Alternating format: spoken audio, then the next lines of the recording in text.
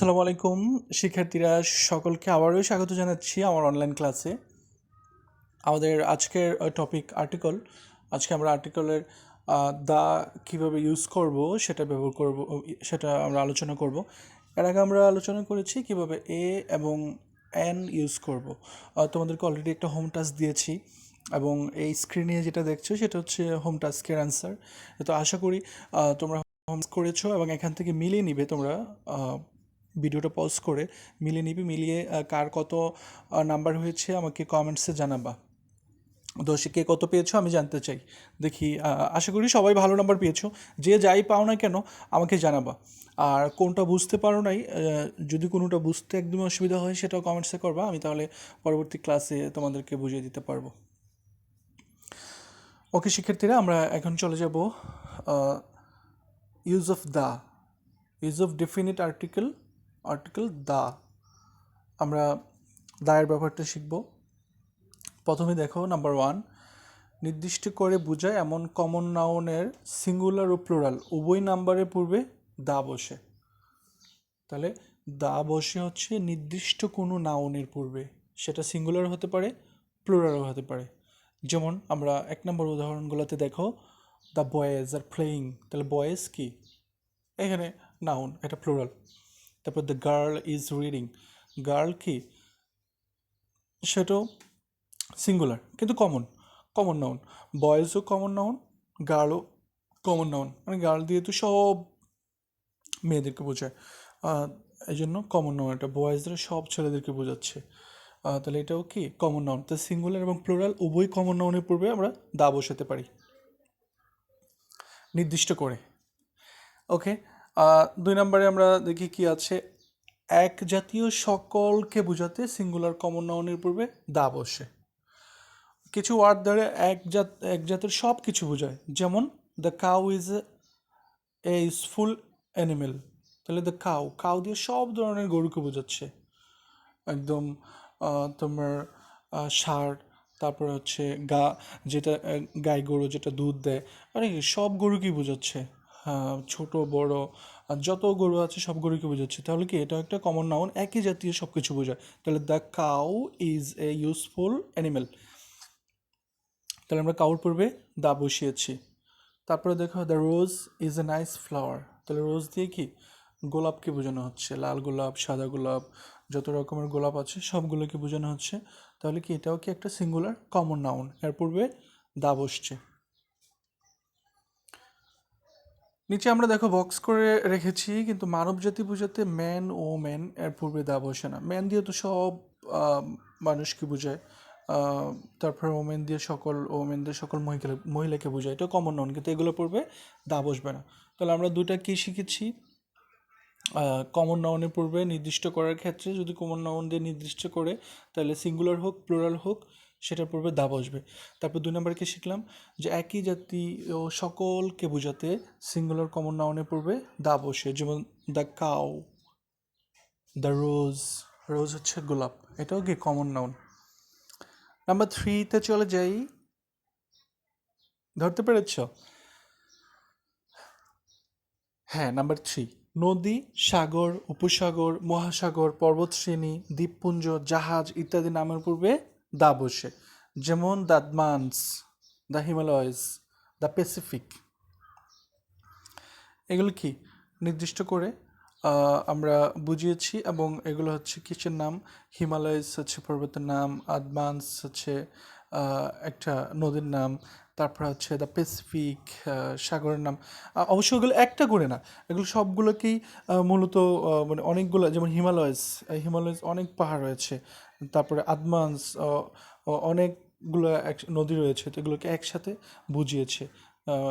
কিন্তু সিঙ্গুলার যদি হয় সেক্ষেত্রে কিন্তু আবার দা বসবে না প্লুরালের ক্ষেত্রে। ওকে, দেখো আদমান্স এস আছে, হিমালয়াস, এই যে প্যাসিফিক যদি আসতে তারপর একটা প্লুরাল।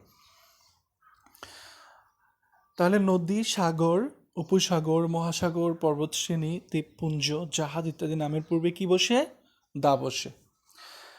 ওই যে আমরা 3 নম্বরের দেখো নিচের দিকে একটু লেখা আছে, কিন্তু একটিমাত্র পর্বত, দ্বীপ বুঝালে তার পূর্বে দা বসে না, যেমন সন্দ্বীপ, হাতিয়া, মাউন্ট এভারেস্ট, এগুলো দেখি একটি মাত্র বোঝায়, সেজন্য এগুলোর পূর্বে দা বসবে না।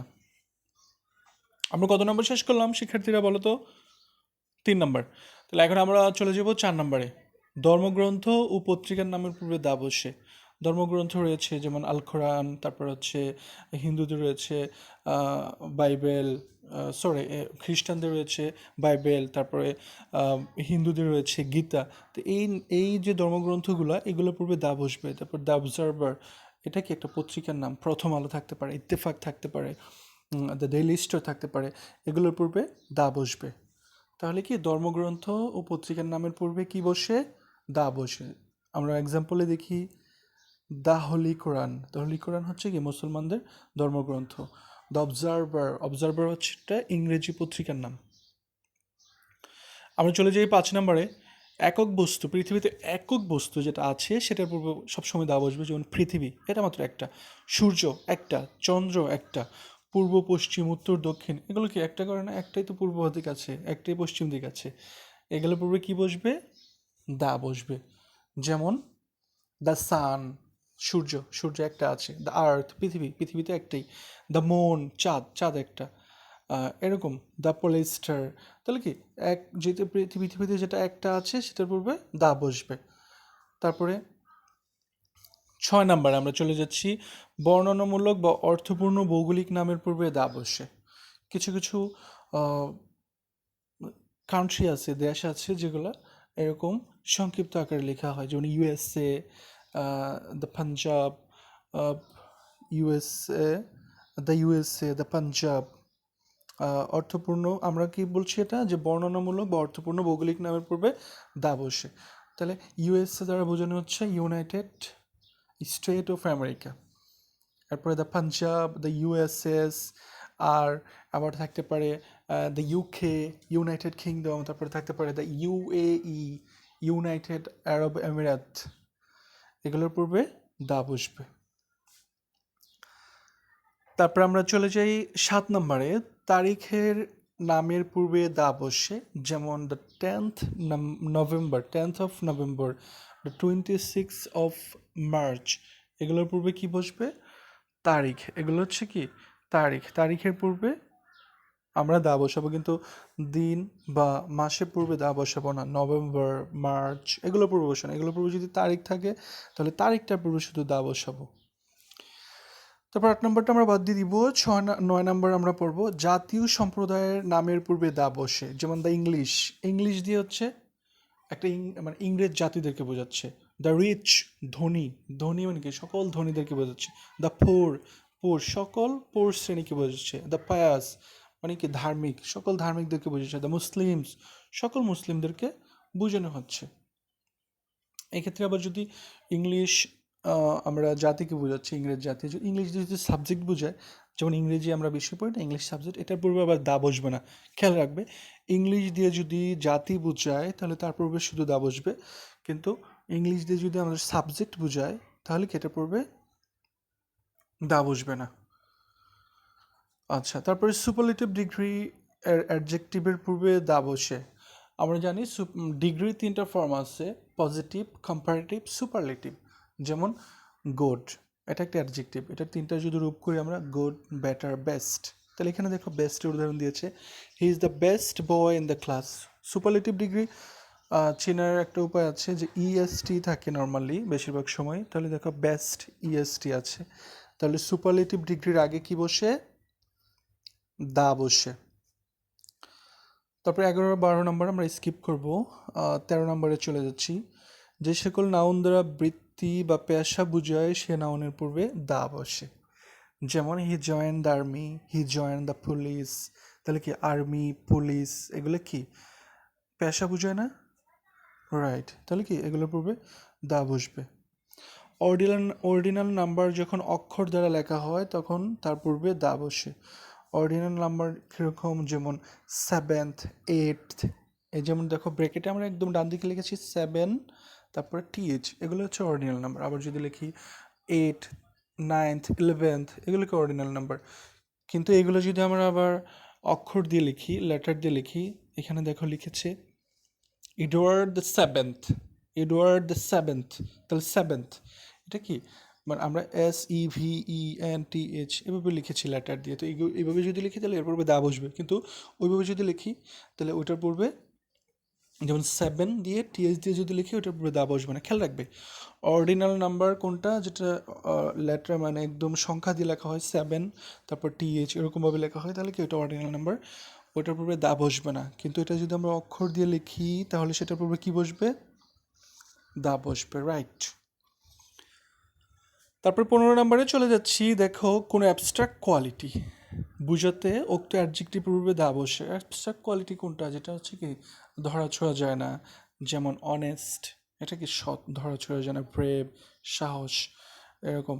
তাহলে the people love the brave, তাহলে ব্রেভ কি একটা অ্যাবস্ট্রাক্ট কোয়ালিটি। আমরা অ্যাবস্ট্রাক্ট নাউন পড়েছি না, ওইভাবে অ্যাবস্ট্রাক্ট কোয়ালিটি। তারপরে 16 নম্বরে দেখো 16, তোমরা কি ধরতে পেরেছো আমরা কত নাম্বারটা পড়াচ্ছি, রাইট 16 নাম্বার। কোনো নির্দিষ্ট ব্যক্তি বা বস্তুর গুণ বোঝাতে অ্যাবস্ট্রাক্ট নাউনের পূর্বে দা বসে। আবারও অ্যাবস্ট্রাক্ট নাউন আমরা জানি যে নাউন দ্বারা যে কোনো ব্যক্তি বা বস্তুর গুণ বোঝায়, কিন্তু সেটা কি এমন গুণ যেটা কি ধরা ছোঁয়া যায় না, শুধু অনুভব করা যায়। যেমন দ্য কারেজ, সাহস, সাহসটা তুমি ধরতে পারবে না, কিন্তু ছুঁইতে পারবে না, কিন্তু এটা অনুভব করা যায়। কাইন্ডনেস, দয়ালু, ওইটাও কি একটা অ্যাবস্ট্রাক্ট কোয়ালিটি, অ্যাবস্ট্রাক্ট নাউন। তাহলে এখানে the courage of Richard is known to all, তাহলে কারেজ হচ্ছে একটা অ্যাবস্ট্রাক্ট নাউন, সেজন্য এটার পূর্বে আমরা দা বসিয়েছি। তারপর 17 নম্বর আমরা স্কিপ করব, আমরা অপর পেজে চলে যাচ্ছি। আশা করি তোমরা এ পর্যন্ত বুঝতে পেরেছো। 18 নম্বরে আমরা কি দেখতে পাচ্ছি, একই গুণসম্পন্ন দুই ব্যক্তি বা বস্তুর সহিত তুলনা করা হলে যার সাথে তুলনা করা হয় তার পূর্বে দা বসে। মনে করো দুটো একই একই ধরনের বস্তু বা ব্যক্তি, কিন্তু যার সাথে তুলনা করা হবে তার পূর্বে দা বসে। যেমন Nazrul is the Shelley of Bengal, Nazrul হচ্ছে কি আমাদের ন্যাশনাল পোয়েট, জাতীয় কবি, আর শেলি হচ্ছে একটা ইংরেজি সাহিত্যের একজন কবি, তাহলে লেখক। তাহলে ওনার তার সাথে আমাদের যে নজরুলকে তুলনা করা হয়েছে, সেজন্য কি শেলি, তার পূর্বে আমরা দা দিয়েছি। যার সাথে তুলনা করা হবে তার পূর্বে কি দিব, দা দিব। তারপর 20 নম্বর দেখতেছি, প্রসিদ্ধ ঐতিহাসিক নামের পূর্বে দা বসে। ঐতিহাসিক নামের পূর্বে দা বসে, যেমন Ibrahim Lodi was defeated in the battle of Panipat. Panipat কি একটা ঐতিহাসিক যুদ্ধের নাম, ব্যাটল অফ পানিপথ। তাহলে কি এটা একটা ঐতিহাসিক নাম, ঐতিহাসিক নামের পূর্বে কি বসে, দা বসে। তারপর 21 নম্বরে চলে যাই। প্রপার নাউনের পূর্বে অ্যাডজেক্টিভ থাকলে উক্ত অ্যাডজেক্টিভের পূর্বে দা বসে। যেমন the great Omar was the second caliph of Islam. Omar কি একটা প্রপার নাউন, একজনের নাম। আমরা জানি যে ইসলামের দ্বিতীয় খলিফার নাম হচ্ছে ওমর। তাহলে এটার পূর্বে আমরা দেখেছি যে গ্রেট ইউজ করেছে। গ্রেট কি একটা অ্যাডজেক্টিভ, এটা গুণ বুঝিয়েছে। অ্যাডজেক্টিভ মানে কি, যে ওয়ার্ড দ্বারা নাউন বা প্রনাউনের দোষ, গুণ, অবস্থা বোঝায়, সেটা হচ্ছে কি অ্যাডজেক্টিভ। তাহলে নাউনের পূর্বে যদি অ্যাডজেক্টিভ থাকে তাহলে এই অ্যাডজেক্টিভের পূর্বে আমরা দা দিব। এখানে কি আছে, the great Omar was the second caliph of Islam, যে মহান ওমর ছিলেন ইসলামের দ্বিতীয় খলিফা। তাহলে আমরা 21 নম্বরে কি পড়লাম, প্রপার নাউনের পূর্বে অ্যাডজেক্টিভ থাকলে উক্ত অ্যাডজেক্টিভের পূর্বে দা বসে। প্রপার নাউন কি, মাত্র কি যেটা দ্বারা ওই ব্যক্তি বা বস্তুটির নামই বোঝাবে, অন্য আর কারো নাম বোঝাবে না। যেমন আমরা যদি ওমর বলি তাহলে ওমর হচ্ছে ওই নাম, একজনের নাম। আর যদি বলি ম্যান, মানুষ বা বয়, তাহলে বয় দিয়ে কি সব ছেলেদেরকে বোঝায়, এক নির্দিষ্ট করে কোনো ছেলেকে না। আর যদি আমরা বলি ম্যান, মানুষ, তাহলে কি সব মানুষকে বোঝায়। তাহলে কি এটা কমন নাউন। আর প্রপার নাউন কি একজনকে বোঝালে, যেমন ওমর। যেমন তোমার নাম মনে করো রাসেল, তাহলে কি রাসেল দ্বারা প্রপার নাউন, তুমি রাসেল। যদি কারো নাম থাকে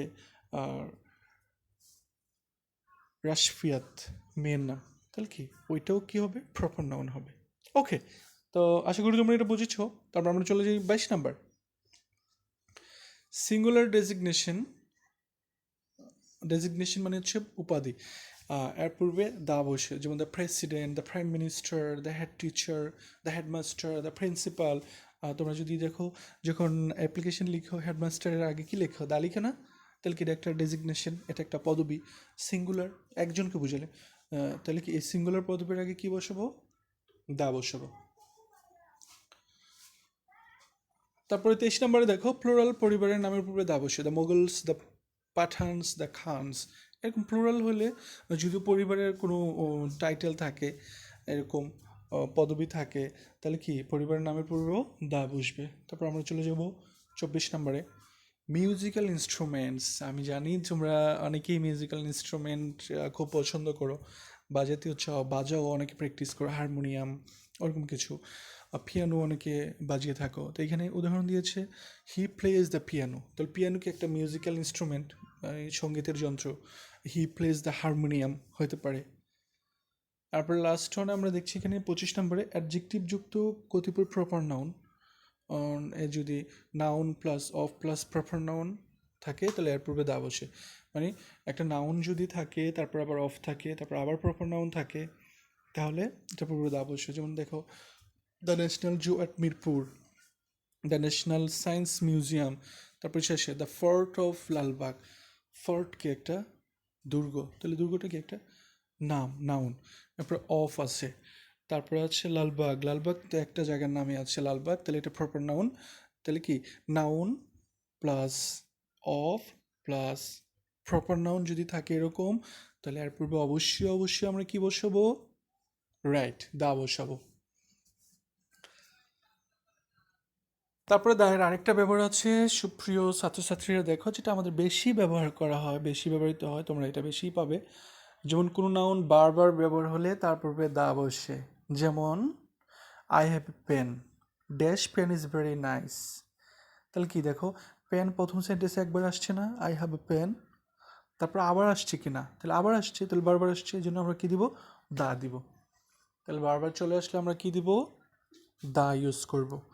তোমাদের জন্য আরেকটা হোম টাস্ক রইল এখানে, হোম টাস্ক 2, এটা করে রাখবা। এটা করে আমি আবার কালকে তোমাদের উপরে তোমাদের আর্টিকেলের লাস্ট একটা ক্লাস নেব, সেটা হচ্ছে কোথায় দা বসে না, কোথায় এ এন বসে না, সেখানে আমরা ক্রস ইউজ করতে হবে।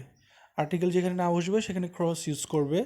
সেই ক্লাসটায় আমি কালকের ক্লাসে তোমাদেরকে এই টাস্কের অ্যান্সার দিয়ে দিব। তোমরা এর মধ্যে নিজেরাই করতে থাকো। আজকে ভালো করে আমার লেকচারটা আবার রিপিট করে দেখো, বইটাও দেখতে পারো, তোমাদের ওখান থেকে সাহায্য নিতে পারবো দায়ের ব্যবহার করে। এখানে এ এন দা তিনটার ব্যবহার হয়েছে হোম টাস্কে। এই টাস্কটা করে রাখবে।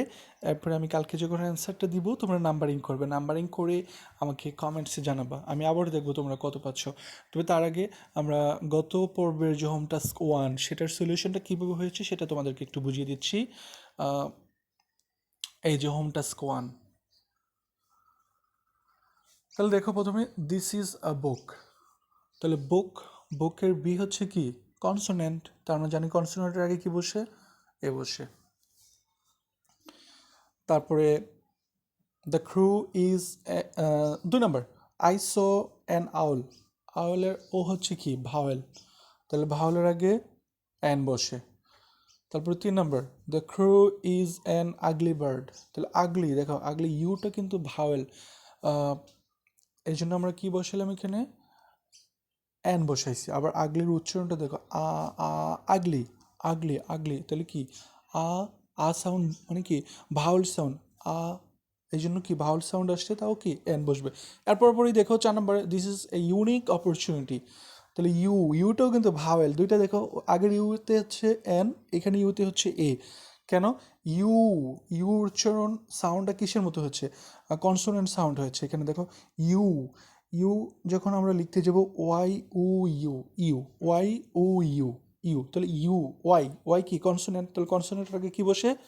এ বসে। তারপর হচ্ছে 5 number mister Hasan is an LLB। দেখো এখানে এল কিন্তু কনসোনেন্ট, কিন্তু আমরা লিখেছি কি এল, কেন লিখেছি?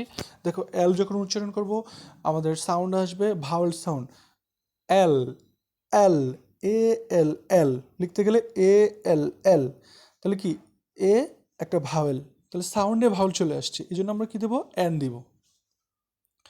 তারপরে he is a B A, B হচ্ছে আমাদের সাউন্ড করতে গেলে বি, তো বি আসে, তাহলে কনসোনেন্ট এ দিলাম।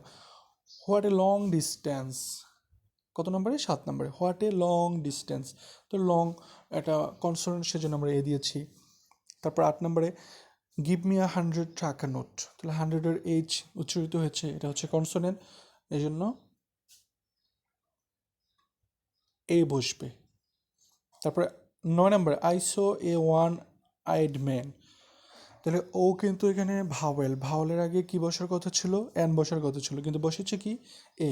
আমি তোমাদেরকে আগের ক্লাসে বলেছিলাম যে ও দিয়ে যত ওয়ার্ড হবে সবার পূর্বে অ্যান বসবে, কিন্তু একটা শব্দ আছে, একটা ওয়ার্ড আছে, সেটা হচ্ছে ওয়ান, এটা ব্যতিক্রম, এটার পূর্বে এ বসবে। তারপরে 10 নম্বর Kabir is an idle boy, আইডলের আই হচ্ছে ভাওয়েল, সেজন্য আমরা এখানে কি ইউজ করেছি? অ্যান ইউজ করেছি। তাহলে আজকের মতো ক্লাস এখানেই শেষ, আশা করি তোমরা বুঝতে পেরেছো, এবং তোমরা কে কত পেয়েছো হোম টাস্ক 1-এ আমাকে কমেন্টসে জানাবা। খোদা হাফিজ, ভালো থেকো।